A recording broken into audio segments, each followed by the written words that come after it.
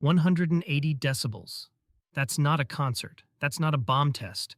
That's the sound produced on August 27, 1883, when the volcano Krakatoa exploded off the coast of Indonesia, and it was heard in Australia, in India, on the island of Rodrigues, near Mauritius, 4,800 kilometers away. Stay with me, because by the end of this video, you'll know exactly why that number is physically mind-bending, what it did to global temperatures for 5 straight years, and why scientists are still citing this single event to calibrate how sound behaves on a planetary scale.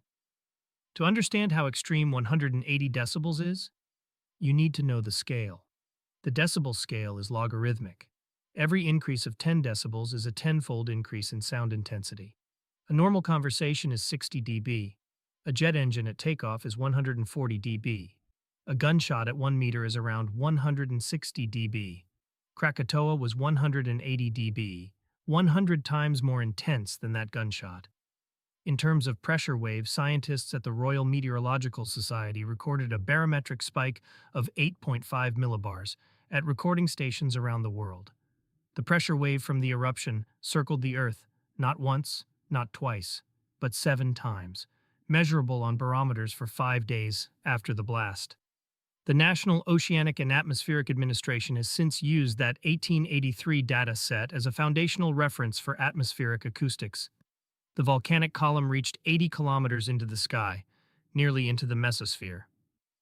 According to the Smithsonian Global Volcanism Program, the eruption expelled approximately 25 cubic kilometers of material, obliterating most of the original island.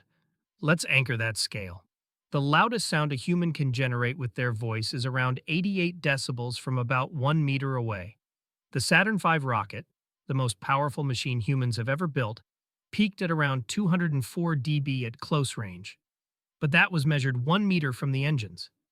It dropped to roughly 158 dB a mile away. Krakatoa was still 180 dB at the source, and because it erupted into open atmosphere with no acoustic dampening, the sound propagated across ocean surfaces with extraordinary efficiency. Witnesses in Batavia, now Jakarta, 160 kilometers away, reported windows shattering. Ship crews 64 kilometers away reported crew members suffering ruptured eardrums from the pressure wave alone. A paper published in the journal Geophysical Research Letters, Garces et al., 2019, used infrasound array data to model how a similar eruption today would interact with modern atmospheric layers. Finding Krakatoa-class events create global ducting, where the sound essentially bounces between the Earth's surface and the stratosphere for days. No other recorded natural event has matched this acoustic footprint. Here's what most people miss. The sound was extraordinary, but it was what went into the atmosphere, not the air pressure, that changed the world for 5 years. The eruption injected approximately 20 megatons of sulfur dioxide into the stratosphere. That sulfur dioxide converted into sulfuric acid aerosols, reflecting sunlight away from the Earth's surface. According to a landmark study by Stothers, 1984, published in Science, global average temperatures dropped by 1.2 degrees Celsius within 12 months. That might sound trivial. It was not. 1884 and 1885 recorded the coldest summers in a century across North America and Europe. Crop yields collapsed in parts of Southeast Asia. Vivid red sunsets were reported globally for 18 months, a direct result of fine volcanic particles scattering longer wavelengths of light.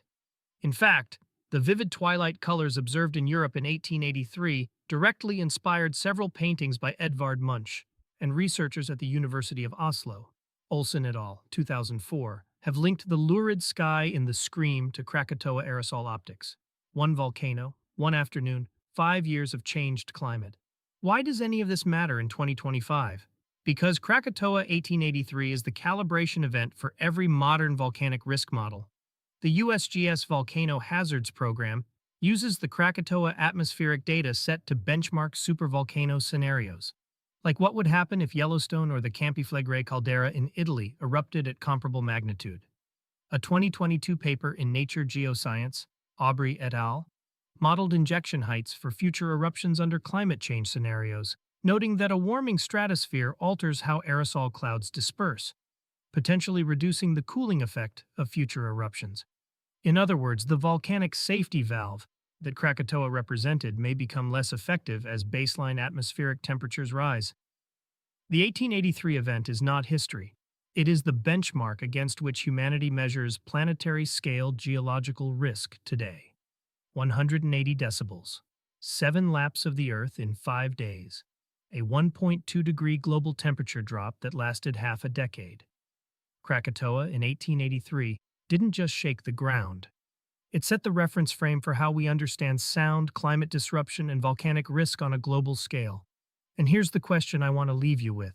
If a Krakatoa-class eruption happened today, with 7 billion people, GPS satellites, and a climate system already under pressure, how differently would we actually respond? Think about it.